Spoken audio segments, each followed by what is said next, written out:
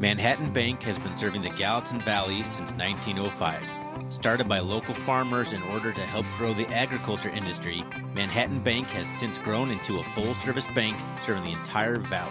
With branches in Manhattan, Churchill, Three Forks, and Bozeman, you're never far from your local bank. As banks are consolidating and changing, Manhattan Bank sets themselves apart through consistency and a small-town banking feel.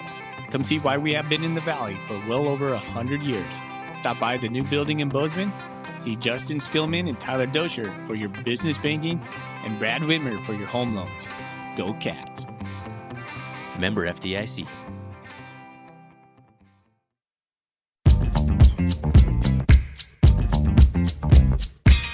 Welcome, everybody, to the R&R Catcast, a fan-based podcast focusing on Montana State athletics. We're two dudes named Ryan from the state of Washington talking about our dear Montana State. We hope you enjoy.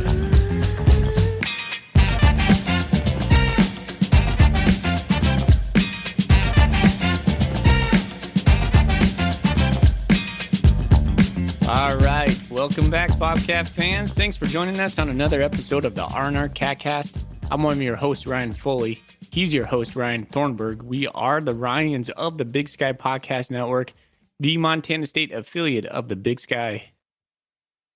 I screwed it up again. We are the Ryans of the R&R Catcast, the Montana State. Second week in a row. Yeah. Interesting. You did that last week, too.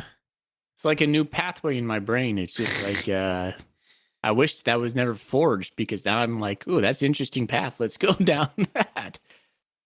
All right. I'll try it one more time. All right. Welcome back, Bobcat fans. And thanks for joining us on another episode of the R&R Catcast. I'm one of your hosts, Ryan Foley. He's one of your hosts, Ryan Thornburg. We are the Ryans of the R&R Catcast, the Montana State affiliate of the Big Sky Podcast Network. And we are sponsored by Manhattan Bank, taking care of all your banking needs in the Gallatin County. They have 4 branches over in Bozeman, Churchill, Manhattan, Three Forks, Justin and Company. They're a personal bank and they want to help you out. Good guys over there. Give them a call for all your banking needs. Thorny, we're here, man. It is post UC Davis game. We're going to preview homecoming against Idaho State. Got a lot of talk about tonight. It was a great win. We'll get right into it. But first, how you doing, buddy? You know, I'm doing all right. It was a good weekend. It was a good Saturday of college football, a late game. But, you know, I'm not feeling so hot today. A little under the weather. So hopefully I can keep it interesting for everybody out there and not just like get queasy and bow out. But you know what? Excited to talk some football. Hopefully the beer will help me in my upset stomach. Off to a good start. Can't even say the word stomach. What did you think of the night game? The 8:25 start on ESPN. I mean, I'm on the West Coast, so not a huge deal to me. It was late, but not like, you know, I wasn't driving back to Great Falls or something after the game. I was more just annoyed with the whole ESPNU situation with the Tulsa, Cincinnati game that ran long, and ESPN just apparently could not get the game to go to any other of their 600 other channels that they could have streamed it on temporarily until the game was over like they have in the past. Very frustrated. Other than that, I don't know. The night game was fine. Probably not something you want to do very often, though. It was a late start. We're kind of used to it as Coug fans because the Cougs always get that late bill on the Pac-12 network.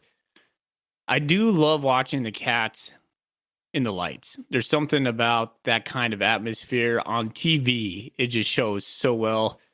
21,637 fans. Apparently, that was the second largest crowd at Bobcat Stadium. I don't know if that's true.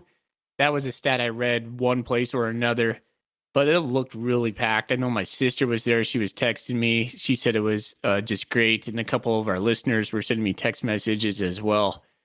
It looked awesome from ESPN. So I was happy to see the Cats sold it out because it was a dreary, wet, cold day.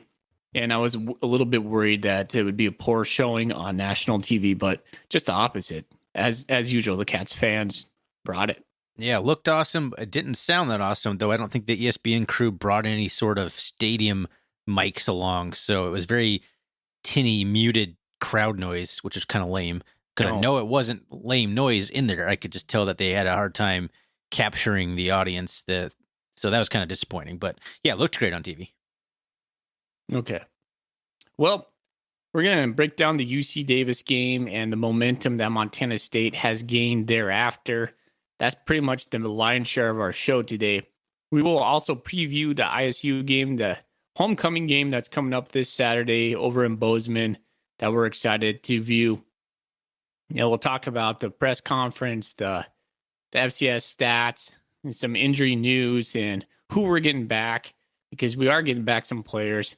And of course, we're going to talk about what's in our Golden Coolie bin. We also have quite a few Golden Coolie questions out there, some really good ones that we'll have some good conversation around.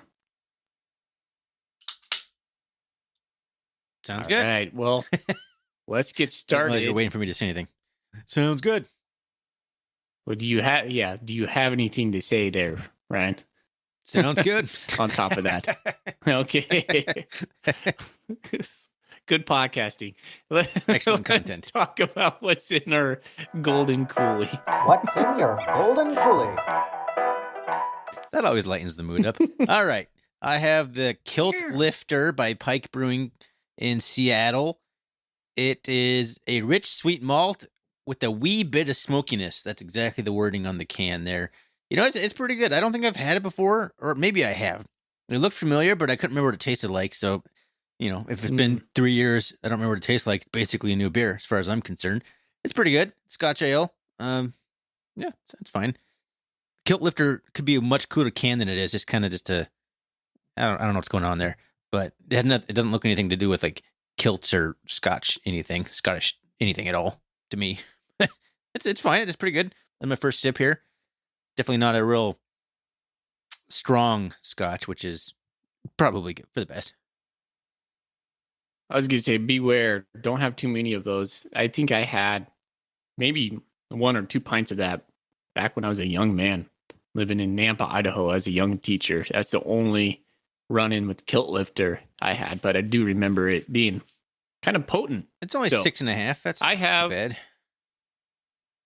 I was coming straight out of college, and I wasn't drinking 6.5% beers at that point. We were still drinking a lot of.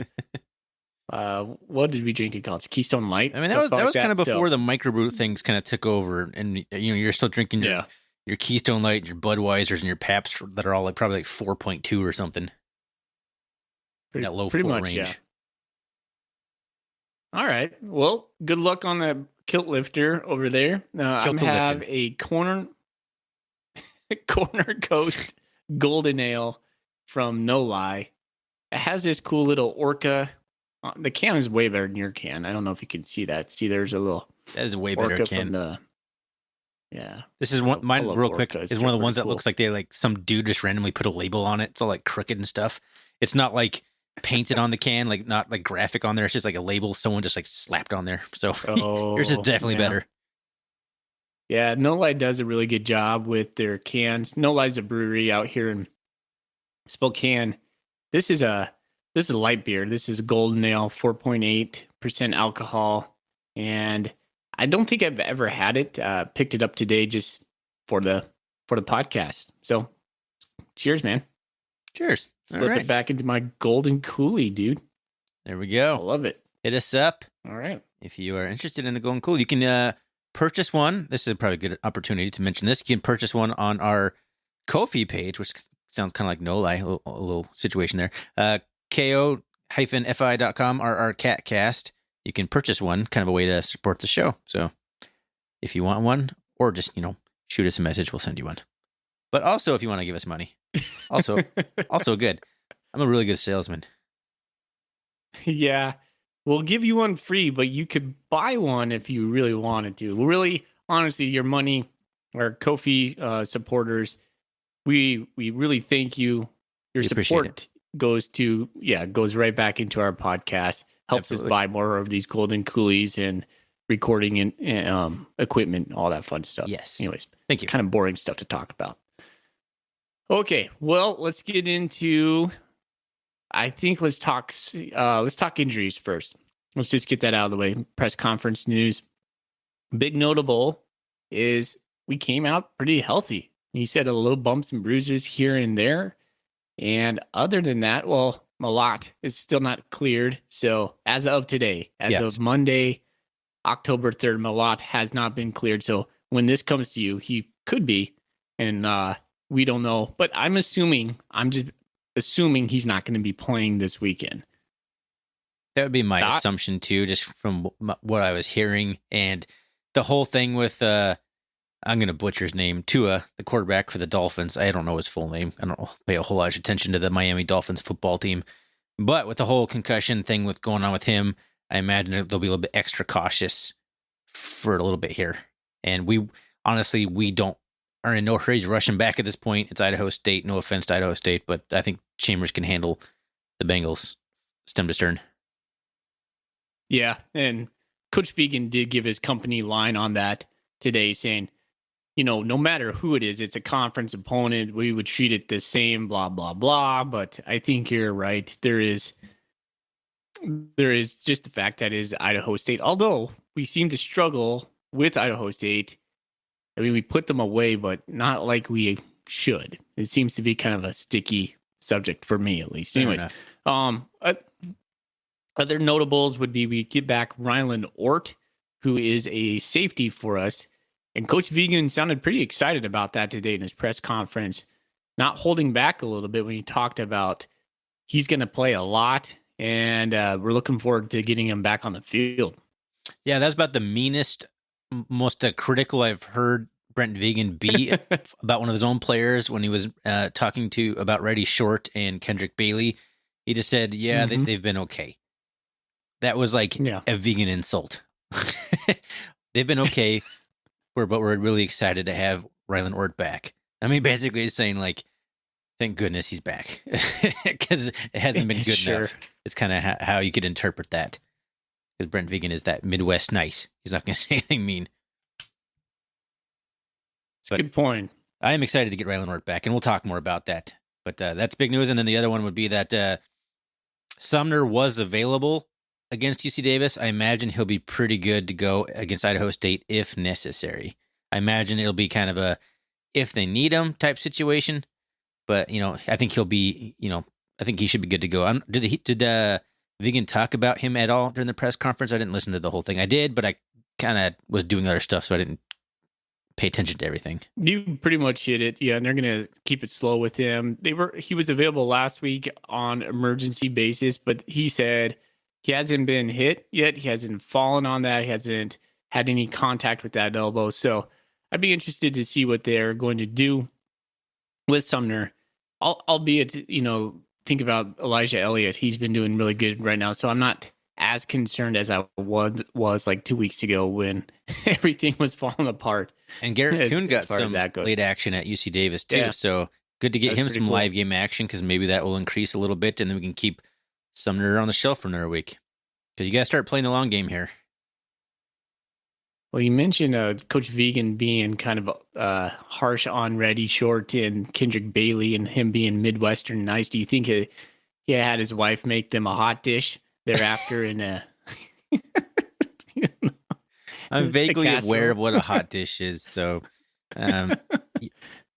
Oh, sorry. I said those things about you. Here's a hot dish. Is that what you're thinking here? Yeah, there's a hot dish. Don't feel too bad. A salad, Midwest salad, which has what? Cool Whip and fruit, Jell-O.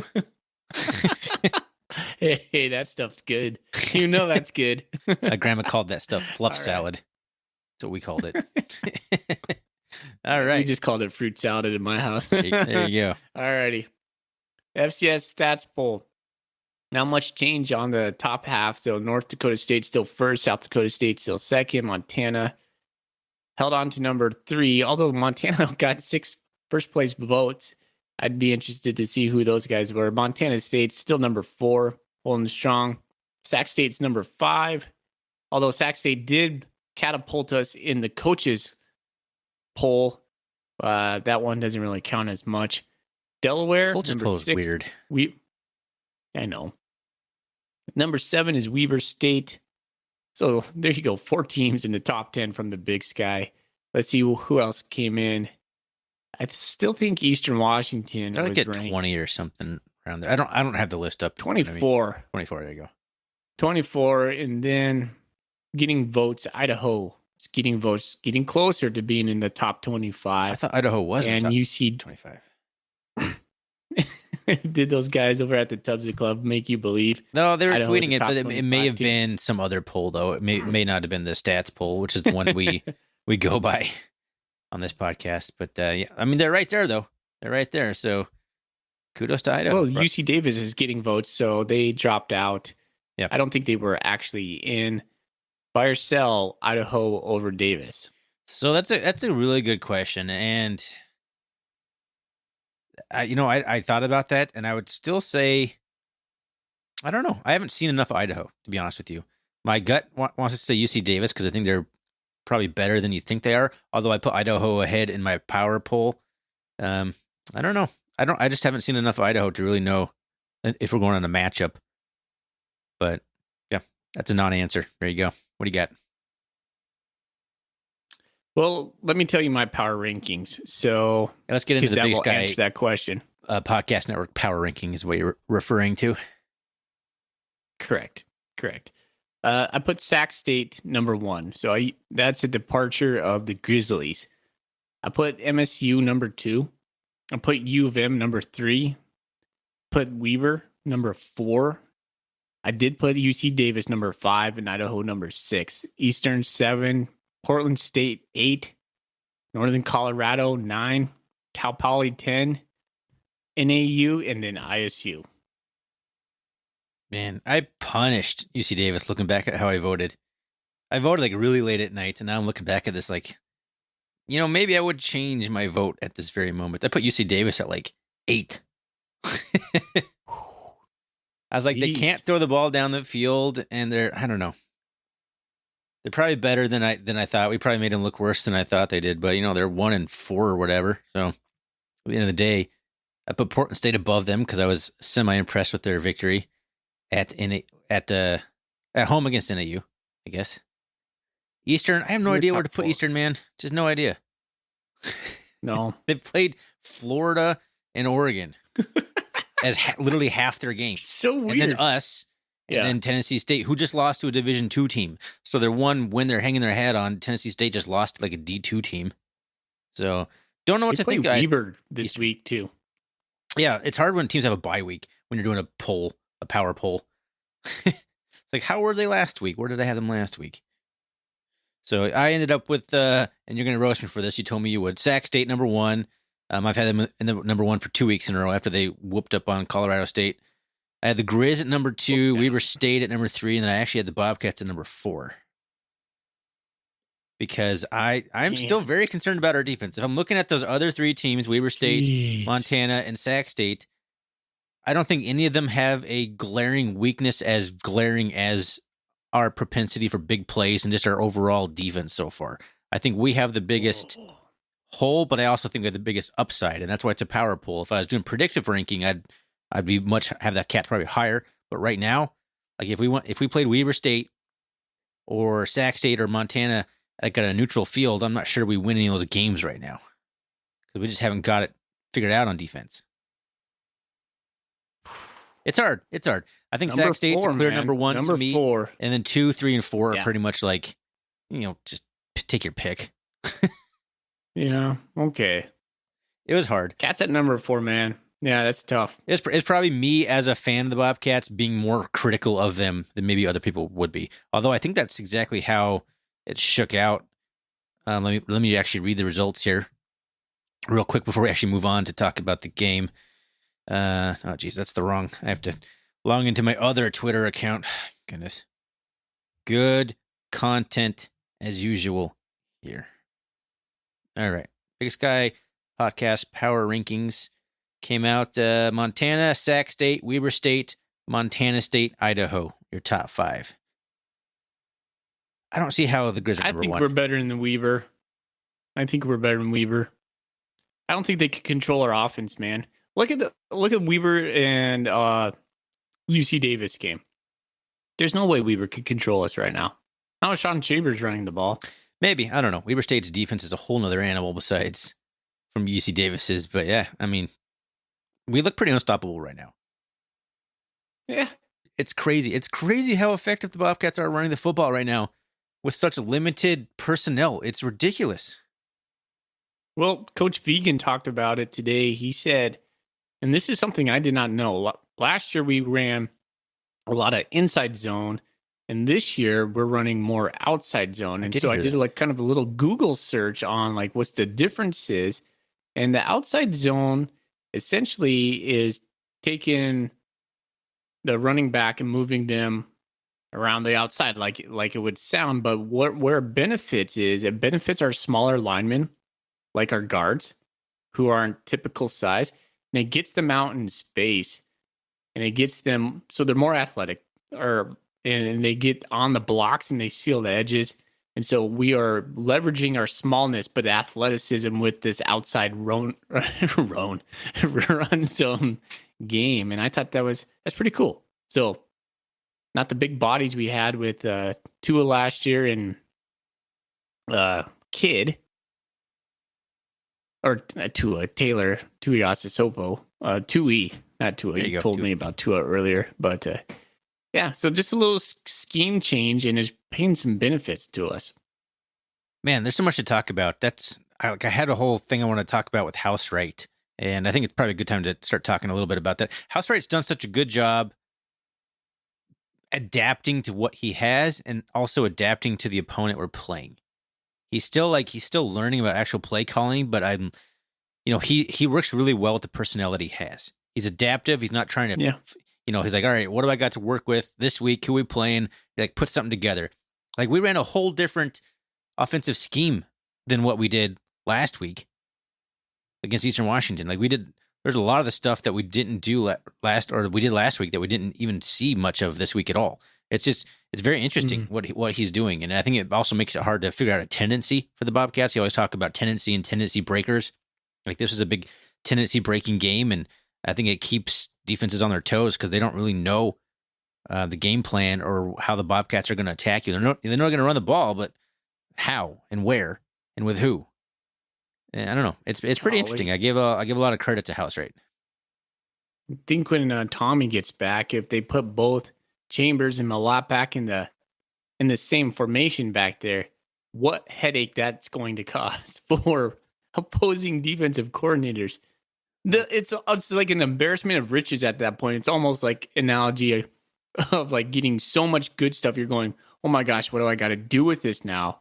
And you just kind of have to organize it in some way that makes sense to you. I don't know. That's a good problem to have. And that problem is only going to get more good when we get like Afonso back and Sumner back. Ooh. So we're going to have there's a guy, a healthy Malott, a healthy Chambers, a healthy Afonso, a healthy Sumner, and a healthy Elliott. Just whoa. I don't know. Afonso is such a like afterthought anymore, but he's such a real dude. I know. I think when Afonso comes back, you're going to be like, oh yeah, that's right. Oh yeah, that's why he's an All-American. I think it's going to be like you're going to instantly remember, assuming he's like anywhere back to the same health that he has been. Yeah, but he's a guy who can you're talking about the outside inside zone stuff. He's the guy who can make his own holes in the middle, and that's where he's going to benefit too. Is he's going to be able to go up the middle, and if we can't block, it doesn't really matter because he's going to plow into the pile and push them all 5 yards, 6 yards anyway. So he's going to add a whole nother dimension to the offense.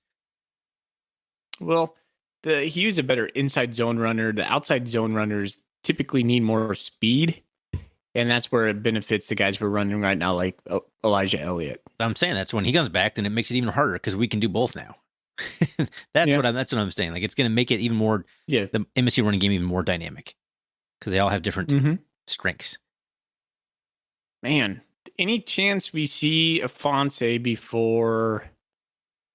Let's say, well, we play Idaho State, and then we go to, or Weber comes. No, we have 3 games before we have a bye. Any chance we see him before the bye? I mean, it's pure speculation. It just seems like that's a no to me. Like, I've just heard absolutely nothing indicating he's even close to returning. I'm more wondering if he's even going to play at all, if he's just going to redshirt. Yeah.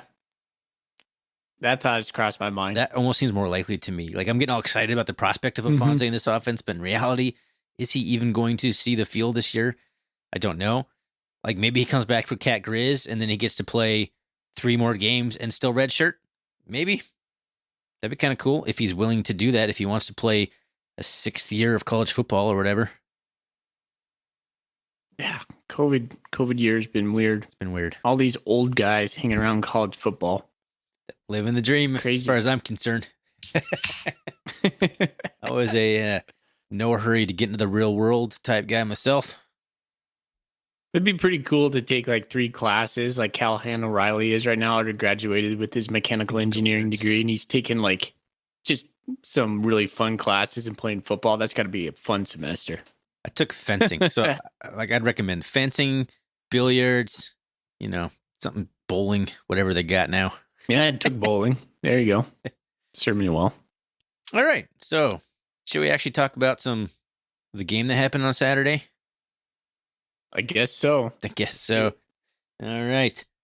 Well, let's do my little stat rundown real quick before we start talking a little bit about stats. The X's and O's or whatever else we want to talk about. Mainly the impact of the victory, I think is how the conversation might go.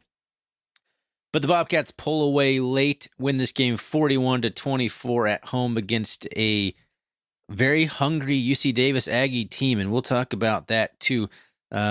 Davis, 24 first downs, the Bobcats 19, but Davis was just 5 for 15 on third down. The Cats a little bit better, 7 for 15 on third down. Both teams 1 for 2 on fourth down.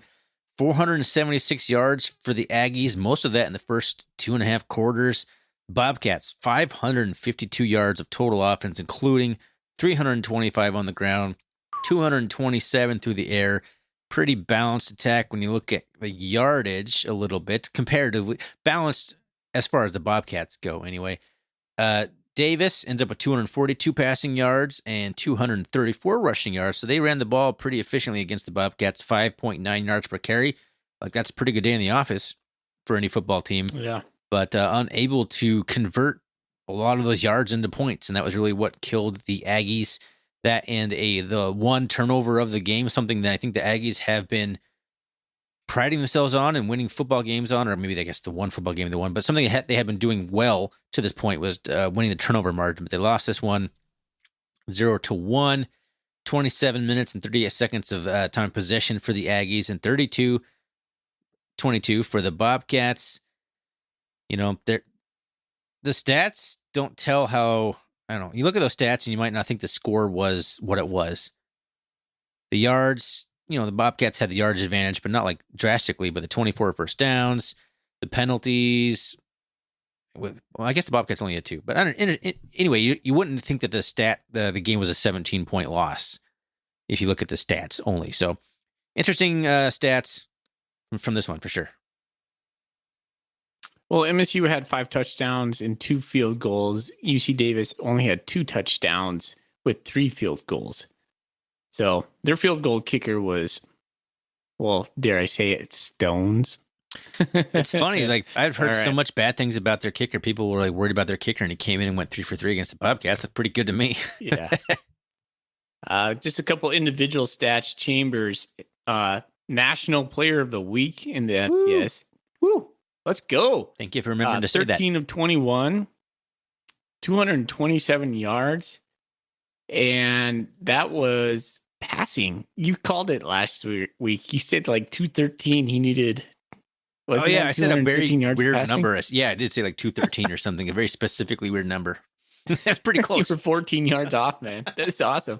And he went 18 of 2. He had 18 rushes, 203 yards. Holy cow! 3 touchdowns with a long of 78, like second play of the game. That was like what, the 5th First player time we've seen in a the passing FCS go 200. So who is it? Dalton Sneed did it as well. Yeah, so like the second Big Sky player, but only like the 5th like FCS player. It's just something crazy. Pretty small company. Listen to these stats. Elijah Elliott, he had 16 carries, 74 yards with a long of 12. Willie P had one of the most amazing catches I've ever seen. Kind of rivaled the one he had at Sam Houston last year. He had 3 catches, 63 yards. After missing a surefire catch in his hand, and then he went back-to-back huge catches on an amazing drive. So good for him. Cleveland Thomas came on the board. He had himself his first TD, 3 catches, 62 yards, almost exactly like Willie P. Ravi Alston, 2 for 46. And then let's see here. Marquis Johnson. I did not see this return. I was en route going home from the brewery when I saw this. When Marquis Johnson, he had a return of 67 yards. He went 2 for 99. James Campbell had himself an interception. Stones was 2 for 2, 30 and 33 yards. He banked one in from, I think it was 30 yards. Oh my gosh. Valdez, man, that guy, I can't say enough about him, but just a little bit about him. He had 1.5 tackles for a loss and 1 sack. I think we had 2 sacks. Hastings, little flubbed the ball. We pretty much had 2 sacks. I had a buy or sell last week on 3 sacks against him. I was impressed that we got to him twice because the quick pass game was their bread and butter. Danny Yu had himself a game, 10 total. I think you told me Callahan O'Reilly had 11 tackles. So big game for those guys. Let's talk a little bit about the UC Davis guys. Let's see. Miles Hastings went 20 for 34 for 220. We held him pretty good. He had it was 57 passes or 59 passes the week before against Weber. So he only had 34. Yolonzo Gilliam did go above 100. That was something we talked about. He had 24 carries for 127 yards. He had 1 touchdown. He threw for a touchdown. But this was the concerning one to me. The receiver, Justin Kraft, had 6 catches for 114 yards. He made hay over the middle against us in that soft zone. Again, with a long of 42 or 43, and CJ Hutton, 6 catches for 46 yards. So giving up big chunks, big plays. Again, the penchant of that is the concern for the defense, and we'll talk about that here shortly. But kind of a tale of tapes when you look at, or tale of 2 halves when you look at Montana State's defense. But and there's some individual stats right there. So let's break down the defense a little bit more here. So I actually, if you can find it, it's kind of hard to find once the game has ended, but you can find the archived live stats, and it lets you do a lot. There's a lot of data there. It's a lot more than you'll ever find on ESPN or anywhere else. You can break it down by quarter, by cumulative quarters, so which is what I did. So UC Davis had 155 yards of offense in the first quarter, 149 yards of offense in the second quarter, 144 again in the third quarter. So if you're counting at home, that's 448 yards through 3 quarters, and then they had 28 yards in the fourth quarter. So MSU finally clamped down. I was also kind of scratching my head at the play calling from UC Davis. They kind of abandoned their passing game and just started trying to run the ball. But, really towards the second half of the third quarter, towards the end of the third quarter, MSU was finally able to clamp down and get some stops. And, that's really where we pulled away, because the offense had some chances to put them away too after these 3-and-outs forced out by the defense, and they couldn't do it. It was kind of like the Eastern Washington game where the Bobcats had chances to really pull away from this game, and they couldn't. They finally did, but they had plenty of chances before that too. So the defense still giving up big plays. I think I also read stats from that page, and I don't have it in front of me. What they classify as a big play is a passing play over 15 yards and a running play over 10 yards, which isn't that big. But the point is, UC Davis had 14 of those classified plays according to the stats. So we gave up 14 big plays using those metrics. That's just something that's been haunting the defense all year, and it showed its ugly head quite a bit in this game again. Yeah, I think you're a little bit more down than I am on the defense at this time. I still see a little bit of progress with us, especially on the front lines. I mean, Valdez and Blake Schmidt are really honing their craft up front. I think with your gripes there, Thorny, I think you're more talking about the secondary. Am I wrong? I am not a smart enough football mind to know why. I don't know if the linebackers aren't dropping where they should go. I don't know if the scheme is wrong. I don't. It's easy to point to a secondary when passing yards are getting gashed, but I don't know why it's happening. So Yeah, it seems like that would fan be view hard. fan view you and I have. It's the middle. It's that middle 15 to 20 yard between the linebackers and the safeties that seems to get us in a lot of trouble. Yes. That and containing the outside runs. We're not setting an edge on the outside very well. No, it still seems to be some over pursuit and maybe some bad reads or gap assignments by the linebackers, or even like Ty Okada. They bring him down and he's not always in the right spot. I don't know if that's Ty Okada or if that's Garza's play calling. I couldn't tell you, but yes, that's another problem too. And there it is. I'm looking at my actual notes now. There ended up being, I manually counted this, 7 plays from UC Davis for over 20 yards just in general. I mean, that's 140 yards minimum on 7 plays. And it was more than that because some of them were like 40 or 50 yards or whatever. But, it's just UC Davis couldn't punch it in. And that was their problem against Weber State, too. If we run into a team that can punch it in, then we're going to be in big, big trouble. So are those 2 of those plays? One is the pass, the halfback pass from Gilliam. And the second one is another one of those plays, the fake punt. That probably is, but then there was the big 40-yard bomb to Justin Kraft where he caught it diving, and if he wouldn't have lost his footing, and then there was the Alonzo Gilliam touchdown run, which was 34 yards to start off the scoring for Davis. Okay, so you're talking maybe 5 plays then that are not trickish type of plays. Sure, that's not terrible. It is. That's not terrible. Pretty terrible. 5 plays in a game? I disagree on that. There was probably. Think how many we put on UC Davis. Well, I mean, we're statistically in the middle of the Big Sky Conference in every category at the moment, and that is bad for Montana State.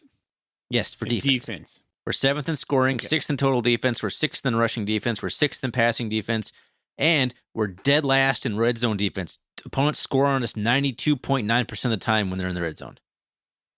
Yeah. It's not good. Okay, I totally agree. That is a concern.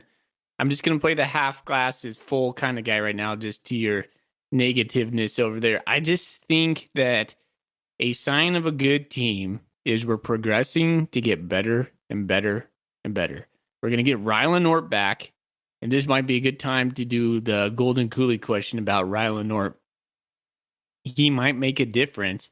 It has to get better, man. It has to get better. That's Coach Vegan's mantra. That's the way we do things. Yeah, I don't know. It's just things will get better, and things should get better. They could get better. The ceiling is much higher than it's been playing right now, but it just continues to be a problem. And that's where I'm just if you're analyzing this from an elite national level, the defense isn't there. No, not yet. Not yet. Okay, Bleeding Blue does say, where does Rylan Ort make his presence most known, pass D or run D? How about just stopping big plays defense? Whether that be a pass play, whether that be a run defense. I'm not sold that Rylan Ort's going to come in and solve all of our problems, but it has to be an improvement. He could have some first game kind of malaise. We don't know. He can take his time. I don't know. The weird thing is Ort's not coming off injury. We're used to guys being out to come back from an injury. They've got to get back up to game speed. He's been taking, I assume, first team reps pretty much the entire time. I don't know if he's allowed to practice or I have no idea all that. But, he's not going to have any fatigue or anything like that. I wouldn't think. But yeah, just getting back up to game speed will take a minute. But it's a good opponent to do it against. You want, get him back up to speed against ISU and Northern Colorado is exactly what you want.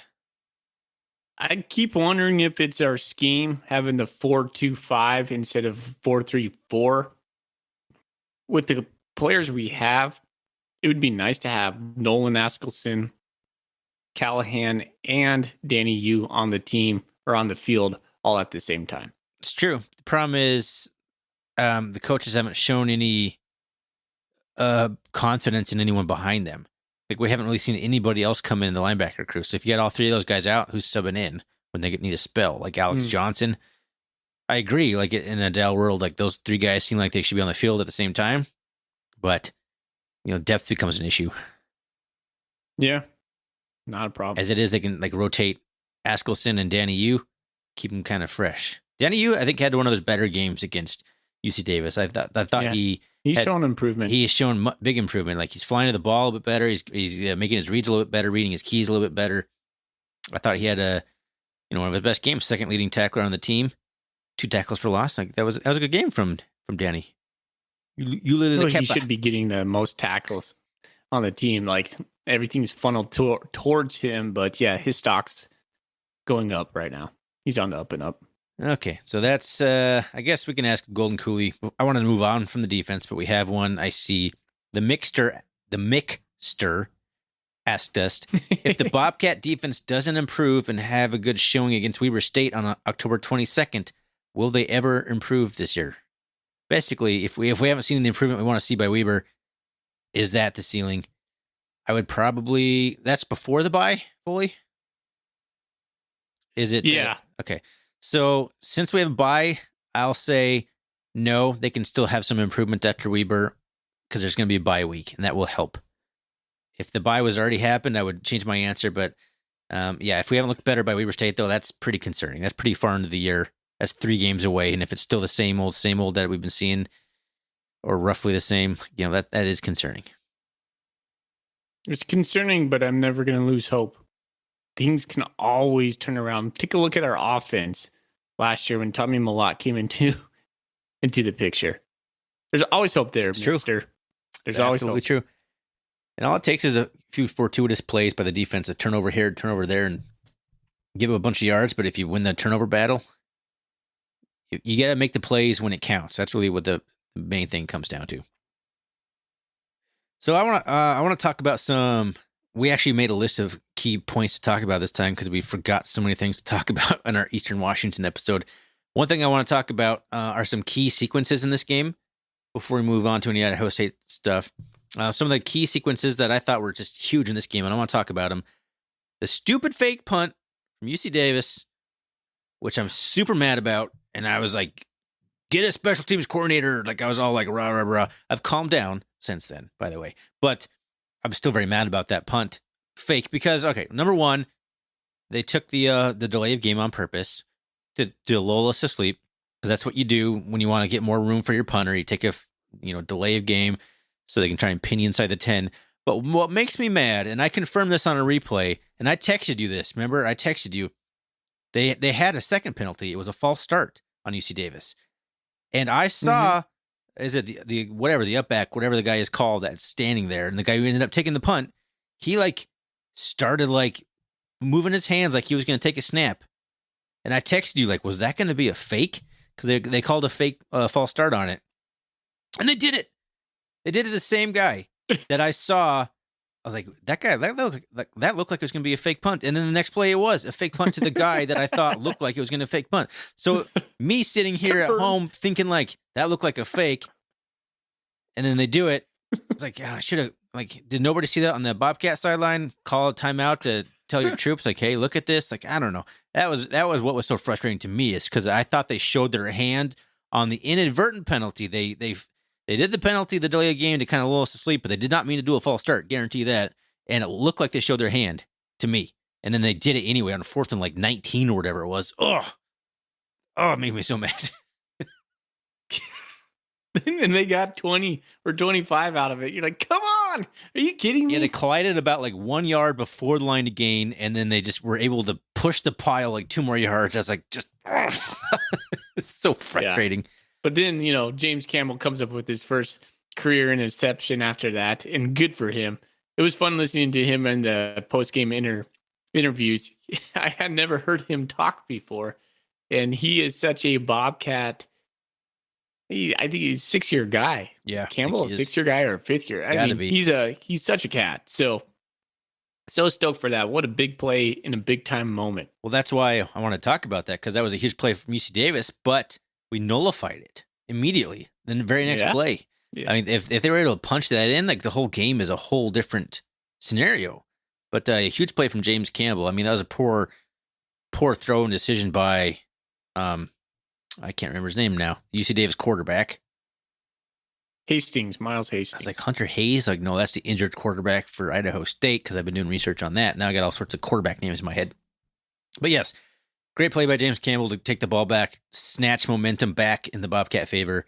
That was one of my biggest sequences. And then the one you apparently missed, UC Davis scored their touchdown right off the bat in the third quarter. And they got the point. They got it within 3. And they did another trick play, which, I'm not so upset about. They went to line up for an extra point, and they faked it and were able to convert it into a 2-point conversion. And now it's 21-24. Again, Davis got the momentum on their side. The ensuing kickoff, Marquis Johnson takes it 67 yards down to like their 23-yard line or something like that. And then 2 plays later, we score a touchdown.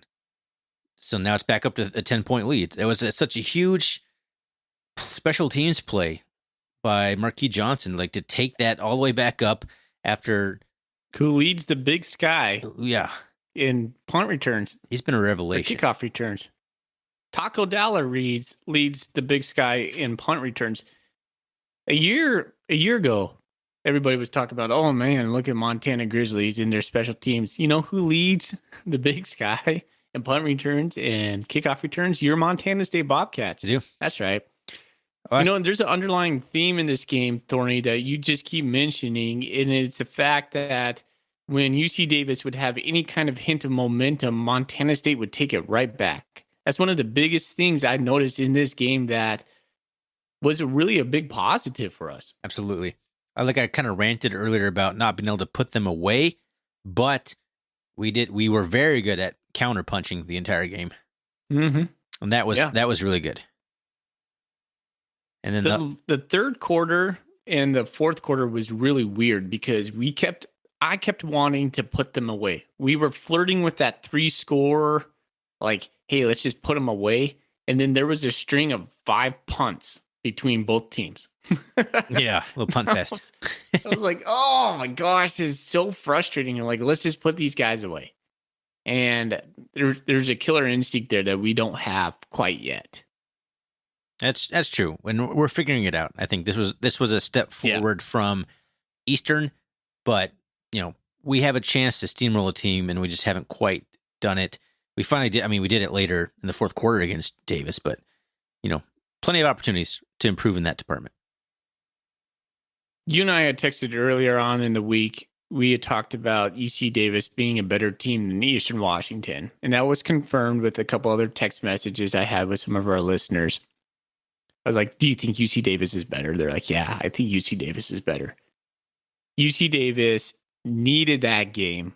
UC Davis was coming off a really tough schedule, and we were like the last team that was a really challenging team for them, and they needed that win because now their playoff hopes are not dead, but they have to win out, including a game, the Causeway Classic at the end of the year against Sac State. UC Davis was desperate, and we took care of them.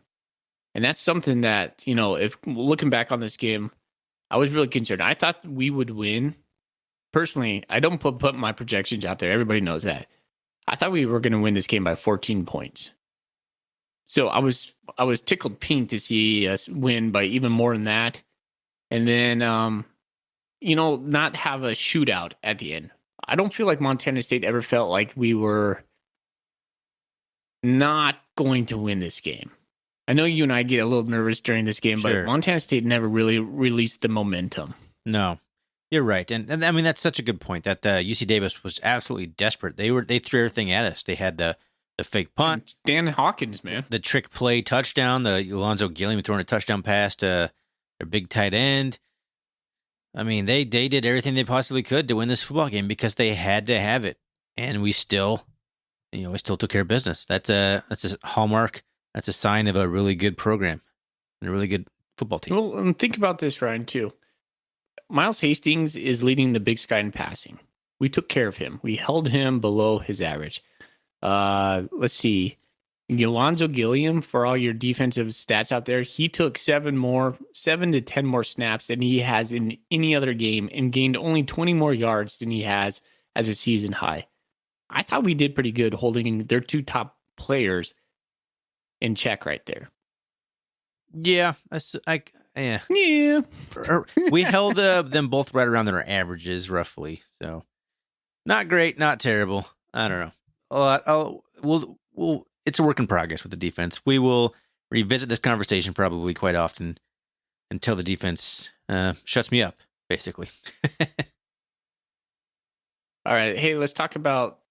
Do you want to talk about special teams, or do you want to talk? Well, we kind of touched on special teams. Do you want to talk about the impact? There's two key things we have left to talk about, and I'll let you decide how much time we want to spend on them. I mean, we've got to talk about the impact of the win. I think we talked a little bit about that, maybe a little bit already with UC Davis being desperate. But the other one we got to talk about is Sean Chambers and Tommy Willott.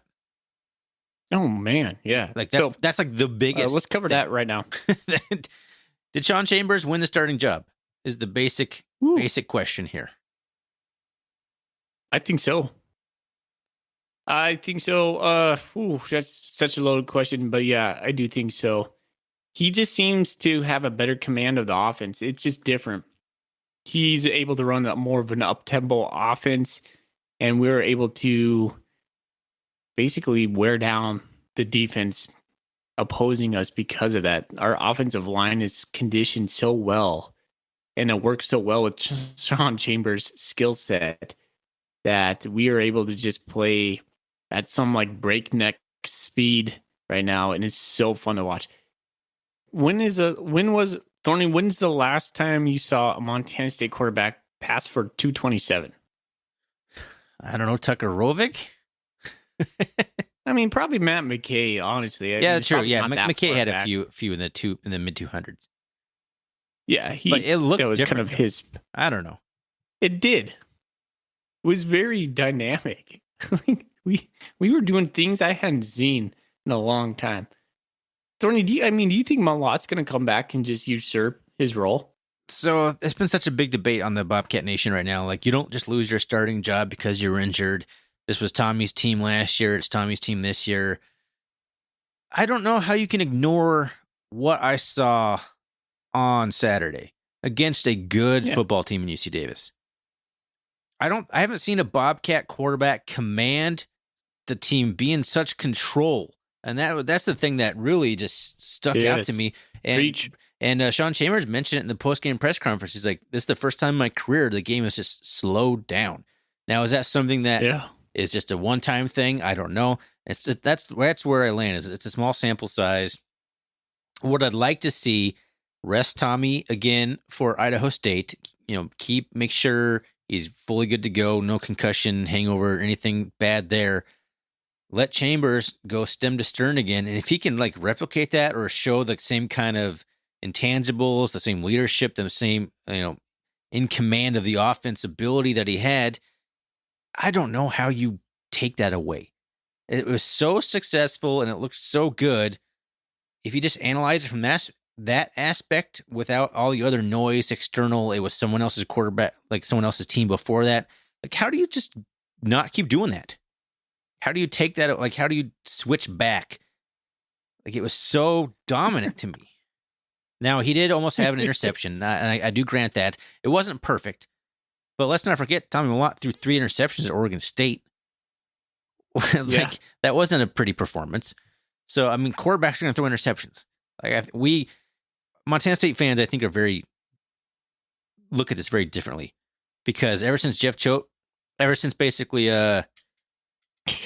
Tucker Rovig kind of came on the scene. Ooh. Choate valued being conservative and just don't turn the ball over. He'd rather you just get sacked than throw a football that could get picked off. We haven't thrown very many interceptions in like 4 years, is what I'm saying. So it's a little, we have to readjust our expectations for a quarterback who's going to sling the ball around. You're going to throw some interceptions. It's going to happen. But other than that, like his performance was fantastic, and I just don't know how you mess with it. Here's an idea. What do you think about keeping Malott out into the Weber State game? Just letting Chambers go wild the next 2 games, and then come Weber State, roll out the 2 quarterback system. I mean, that's not a bad idea. My only concern with that is Tommy is still learning, and now he's like his learning progress is being halted by not playing. So I don't know, but that's not a bad game plan though. If Chambers can just keep doing his thing, get him more reps, and then like a two-headed monster comes out at Weber State. I could totally be for that. That'd be very Where's confusing. Tommy's best position if he's not playing quarterback? So this is a Golden Coolie question from Blue and Gold Blitz. He said, if Chambers does take over QB1, what position do you think Tommy is best suited to play other than quarterback? He has to get on the field and more than every 5 to 10 plays a game being a gadget quarterback. Where do you see him? Especially with an eye towards next year. I honestly don't know. If Tommy can't play quarterback, it seems like he's so suited for offense and carrying the ball. I don't see him being a defensive player. So do you use him kind of like like a gadget quarterback, like a Taysom Hill type thing? I don't know. Like I don't think he can be a full-time receiver. I don't think he can be a full-time running back. It's a hard question. What if Tommy can't play quarterback? Then what does he do? I kind of let my mind go to the defensive side of the ball, him being the next Tad Cotta. So did Tommy play defense in college or in high school? Excuse me. He must have. Typically everybody in smaller town football in Montana plays all sides. Yeah, he's probably like a safety quarterback of the defense. That would make sense. I don't know. Anyways, I'm looking around. Sorry. Yeah, I don't know. That's a hard one. But that's the hard part, though. If you do bench Tommy a lot or whatever, or if you're phasing him out a little bit right now, maybe he's phased out completely. He needs that development. So if you take that a year of development away from him, what's Tommy Malotte's future? All right. So here's what I'm going to end on this. Question to you, Thorny. Is this a good problem to have or a bad problem? Good. It has to be good. Why? Because whoever is playing, if they're both playing, it's dynamic. It's going to be a good offense no matter who's out there. Like I'm very high on the Bobcat offense right now. Very high. Highest I've been in a long time. What if this ruins Tommy Malotte? That would be unfortunate. But we're so invested in Tommy Malotte because of the playoff run he had last year and him being a Butte kid. But it wouldn't be the first time a quarterback's had a good freshman breakout season, had a sophomore slump, and then been replaced and then not played again. That's not an uncommon tale. No. And unfortunately, to me, in the Eastern game, he was having a really solid start. It was. And then he just never was able to get into the groove. And now we're in the thick of conference play. Who knows what's going to happen? Is Tommy Malotte? It's a tough one. This is what you like to say. Guys who get injured. Malotte's been hurt 2 times in 10 games now? Yeah. The head injury is different, though. It is. Head injury is a little bit different. It's not like he just tweaked his ankle, turned the corner, or something weird. But fact remains, is it his style of football? I saw the whole article about running quarterbacks don't get hurt as often as you think and blah, blah, blah. But it's fact of the matter is he's been hurt 2 times in 5 games. And I don't know what to tell you on that one. That's why I think it's so important to have Chambers and Malotte both be probably taking snaps, probably be being productive. So that way, if one does go down, the other one's ready to take the reins like Chambers was on Saturday. Day after the national championship, Sean Chambers committed to Montana State, and I scoffed at it. It's like, what are we doing? Why are we bringing that guy in? Boy, was I wrong. I still think there was such a cold take on Bobcat Nation. Somebody said that he came here basically to do nothing but hold the clipboard. He won't see a single snap. I'm not going to call any names out because I've had some, terrible predictions over the years too. But that is so far off. It's comical. Even before Malotte got hurt, he was leading the country in rushing touchdowns. What's the interesting thing about this, and it has nothing to do with football. It's just the way Sean Chambers carries himself. When you watch him in the interviews, he just looks more like a natural leader. He's charismatic. He's got that it factor that you kind of talked about, and it shows on the field. he was in full command of that offense, full display Saturday night. It was like you were just confident that he was going to get it done. Yeah. And now that might have been the first time I actually thought about that. Is just right now. You right? said that. I'm like, you know what? I was never at any point did I doubt what Sean Chambers was going to do on the field, and that's a rarity for Bobcat quarterbacks. Like there was a playoff run with Tommy last year, and then this game with Sean Chambers, and that's pretty much it. Mm-hmm. That's pretty much it. Maybe Troy Anderson when he was quarterback running the football, because I'm like, well, worst case scenario, Troy Anderson's going to bust off a 70-yard touchdown. And that's really about, I mean, it's very small sample size of times that I felt really good about watching a quarterback. And like, he's going to win this game for us. No worries, guys. We got this. Yeah. Not too often. All right. Weird being a Bobcat fan. To be debated. That's going to be a hot topic every week now. And now he can't. The worst thing would be like him regressing to a bad Sean Chambers. I don't think that's going to happen. I love the fact he said, and we heard that, like you said, the game slowed down for me for like maybe the first time in my career. And we hear that with elite athletes. When the game slows down, you're in the zone. That's the money spot right there. Can we keep Sean Chambers in the zone? That's the $1 million question. I mean, UC Davis didn't do a whole lot to disrupt him. Weber State will. Idaho State might not. That happens, man. Watch out. Big Sky Conference is on alert. All right. Well, we got lots of Golden Coolie questions. We still haven't talked to Idaho State.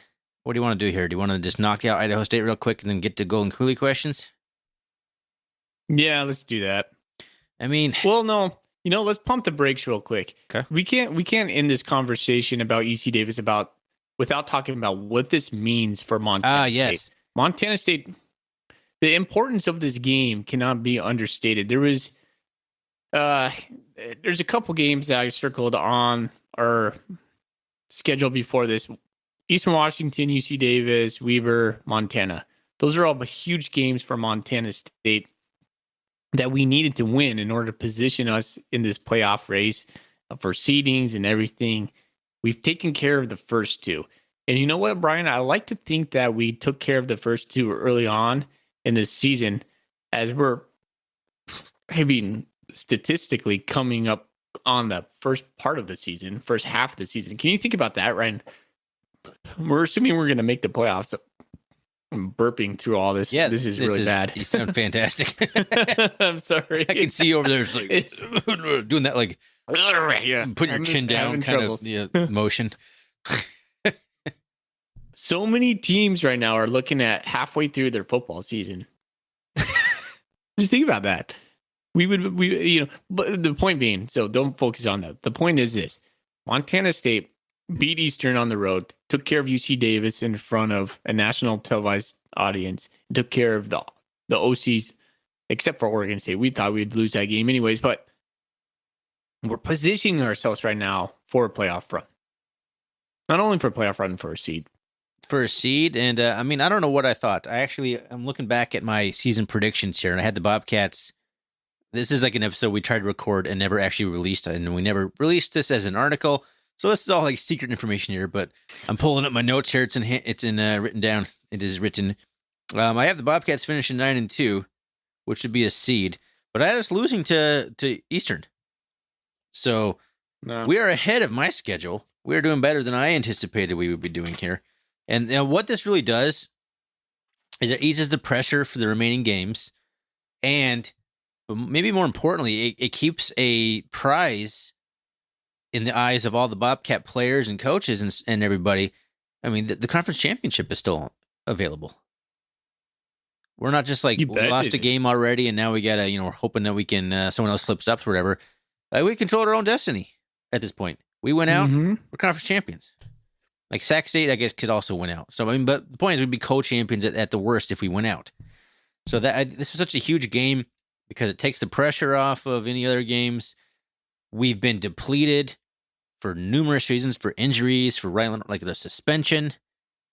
We made it through two difficult conference games with all this adversity, and that's only going to pay dividends moving forward in every single possible way. So like I'm feeling really good about where the Bobcats are.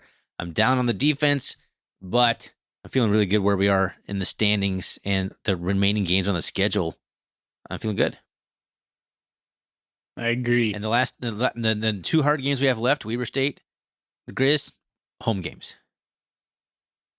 Can't wait to play Weber at home. I'm so jacked for that game. Yes, it's been a while. Forever. Yeah. Can't wait. All right, man. Woo. That's a good discussion. Yeah, that was a very important game for Montana State. It was. There was a lot to talk about in that game. There's a lot of overarching stuff to talk about. Narratives, right? Yeah, that's right. But let's move into Idaho State. The Bengals. Okay. Who are what? Winless? Let's do it, man. They're winless, right? Yeah. They are. So we won't need to spend probably a lot of time on this. Like that, I don't want to be disrespectful as we try not to be on this podcast. But we spend a lot of time talking about UC Davis, and it's 10:15 p.m. Like Ryan and I are both like dads. We need to sleep. But I think Brent Vigen's a little concerned about their passing game. From the press conference I heard, the first thing he said, they have really good wide receivers. Headlined by Xavier Gilleroy at 6'2", 197.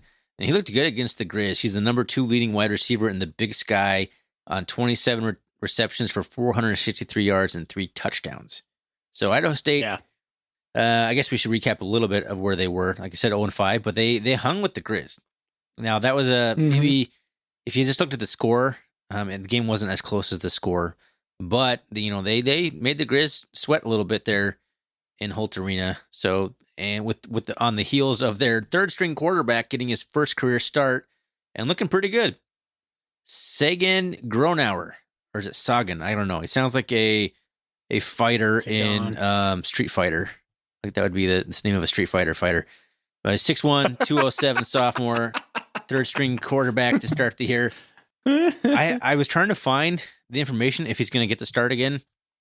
I assume he is. Tyler Vanderwall, the starting quarterback for the Bengals, got injured. I think he broke his collarbone possibly on 9/12, September 12th. His timetable was 4 to 6 weeks. I'm not sure he'll be available yet. And Hunter Hayes got hurt last week against Northern Colorado with an ankle injury. And that's why Gronauer ended up having to come in the game late against Northern Colorado, in which they lost handily to Northern Colorado of all teams. But that's probably going to be who's going to be starting. So he looked pretty good, and he's got some targets. He's got some weapons. So I think we'll probably give up some big plays to Idaho State. Like that's just that's where I feel about it right now. And that doesn't make me feel good that I'm saying that, but that's probably going to be the reality of it. Is they're going to make some plays through the air because they have some talent, and Gronauer looked pretty good slinging the rock around on Saturday against the Grizz. Yeah, he had 260 yards, 1 touchdown, 1 interception. He passed the ball for 44 times. A little bit kind of like Miles Hastings for UC Davis. So you're right, Ryan. I mean, that's where we've struggled in Montana. Any team knows that. I mean, if we can see that, all those offensive coordinators out there are certainly chomping on the bit. Absolutely. Yeah, I mean, you look at the defense side of the ball. They have some good talent on that side. I got Charles Ike, 6'3" or 6 foot 232-pound senior linebacker, had an interception against the Grizz, dropping back into coverage. He's a big, thick body. He's the 6th leading tackler in the Big Sky when you break it down by tackles per game. Keep an eye on him. And then a big boy, Spencer Tatafu. I have no idea. 6'2", 272 sophomore. Yeah. Who is currently number 5 in the Big Sky Conference in tackles for loss. So there's just kind of a quick rundown of the talent that Idaho State has. Talent, I don't think they're devoid of talent. I watched a little bit of the Grizz game. I haven't watched any other Idaho State football this year. They didn't look like they were completely overmatched talent-wise. I think they're just having a hard time getting it's a new system. They got a new head coach, Charlie Regal, who was a finalist for the Bobcat job when it was open, and Brent Vigen ended up getting the job. But they're still struggling, but Idaho State struggled for a long time now. That's just a program that just can't get off the mat. Yeah. They have probably the worst venue, Holt Arena. I saw some renderings for some. Been updated. There were some updates. Yeah. Anyways, Lipstick on a pig. I feel like, yeah, so they came to Bozeman last year too. So they were kind of doing the same thing we did with Eastern. And we struggled with them last year. I think it was like 27-9. And I think we scored late thanks to Troy Anderson or something like that. No, that wasn't that the Tommy Millott game where he basically had to come in and kind of win the game? Yeah. Because I think this was hurt, like maybe? the beginning of the end for Matt McKay when we played Idaho State. Yeah, this was after the Weber State game. So Matt McKay, which was just never really the same after that Weber game, and this is a classic example of that, unfortunately. Mm-hmm. It's going to be homecoming. Talked about our offense. I think Montana State's going to be able to do enough to get the win. I don't know. It's Idaho State, dude. So it is. I mean, I want to say that. I want to have more analysis than that, but at the end of the day, it is Idaho State. Idaho State's only rushing for 2.9 yards per carry. I saw that stat. That's pretty bad. But they're pretty balanced in their play calling, though. They have 178 rushing attempts and 187 passing attempts on the year. But they haven't had any success running the ball. And they give up a ton of yards. They're number 10. They give up 460 yards per game, and they are currently 11th in the Big Sky Conference out of 12. If you're confused how many teams are left in this conference, it's 12 still. In rushing yards given up per game. So they're second to last in rushing yards giving up per game, which is a very bad omen when you're going up against a team that's like, I'm not sure where the Cats are now. They were number 3 in the country last week. They might be higher now after performance against UC Davis. Top 5 rushing attack in the nation. I just think the Cats are just going to be able to run the ball all over Idaho State. Idaho State might be able to move the ball, get some big chunk plays, maybe score a few points, but I just think that the Bobcat rushing attacks can be way too much for ISU to handle. I worry about maybe Chambers, if it is Chambers throwing an interception or two, kind of letting ISU hang around. But I don't think the Bobcats are going to struggle too much in this game. I can see ISU scoring first, getting a quick lead. It seems to be something that happens. Then Montana State burying them later on. But I don't know. When we play these Idaho teams, we tend to stub our toe here and there. And we always assume we're going to take care of business more so than we do. Yep. No, I remember the Idaho State game last year. They were just like very physical. They had a very physical running back, remember? They just kept running it right up the gut at us. And I think maybe it might have been a game where Benson was hurt or something like that. They just kept pounding it up, and we just couldn't stop them. Now, once we got up, that they still kept doing it once we were up by like 2 scores because that's all they could do. But it's like once we broke away, like, well, crap. But I think as long as we don't give up too many big plays, or at least the big plays don't turn into points, at least not on the big play, like maybe they turn into a field goal, that's okay. If we don't get too cute in trying to get the passing game going, Housewright, I think, has had a little bit of that at times this year where he's tried to pass the ball a little bit too much when like, hey, we're running the ball at like 7 yards a carry. Why are we passing the ball? And special teams can keep producing like they have with big plays. Should be a good Bobcat victory. That would put us at 5-1? 5-1, and basically, I still think we need 8 wins. 7's kind of the magic number. It just depends on how they come. If you lose your last 3 games in a row to get to 7, you're not going to make the playoffs. So we're right there, though. That keeps us right, easily attainable. If we win the games we're supposed to win on the rest of the schedule, we're in the playoffs. All right. And this is one of them. Yeah, we need this one. We need the next 2, really. So absolutely can't lose those. Nope, can't take anyone for granted. It is right, the Big Sky Conference. It's Division I football. Can't overlook anybody. Let's talk some Golden Coolies. Kind of sweep up some leftovers. Colorado Cat says, buy or sell Chambers breaks the single season rushing touchdown record. I didn't look it up, so I don't know what it is. I'm pretty sure it's 21 by Troy Anderson, and I think he breaks it. Yeah, I agree with that. Is he at 11? He says the 2022 team breaks the single season rushing yards record. I don't know what it is, but yes, probably. It seems unreal right now. Yeah, I guess it depends on how far we're going to the playoffs. That's stats now include playoff games. They didn't used to. So I'm not sure what the record is, but it seems pretty likely will break that record, whatever it may be. I wish I knew the answer. Didn't do enough research. Sorry, Colorado Cat. The Mixter has a good question. You read one of his, but he says over under the 22 Bobcat offense with a healthy Afonso and Malott would score 21.5 points on a healthy 2021 Bobcat defense. I feel like somebody else asked us a very similar question. But 21.5, that's a good over and under. That's probably right where I'd put it. I would say that they would score under. Late season under, early season over. What?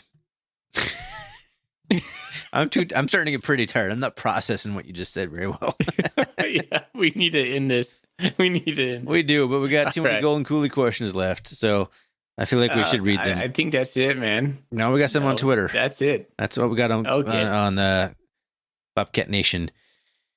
Brendan Henshaw, this is a good question that we can kind of knock through. After last season, we knew Troy was going to get drafted, like before the season started, basically. Do you think we have a future NFL player, NFL draft pick on the roster? And if so, who?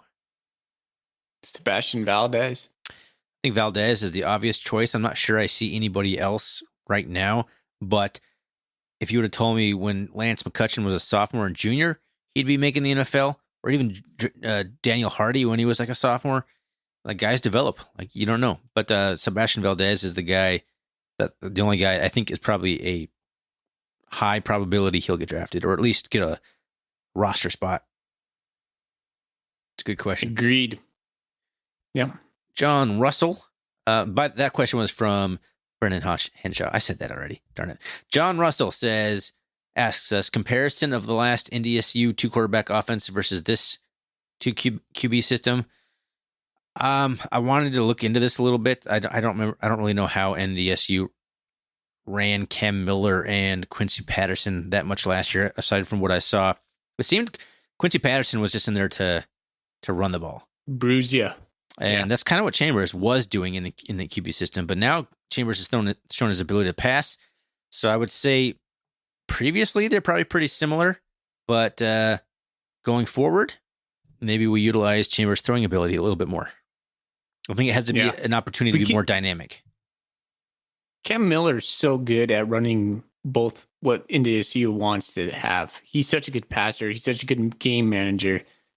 Yes. Chambers needs to do the same. I think we just saw the confidence he has last week. Man, if he can continue that, that's just going to be huge. So if the game continues to slow down, like he said for him. Tough question, though. It is.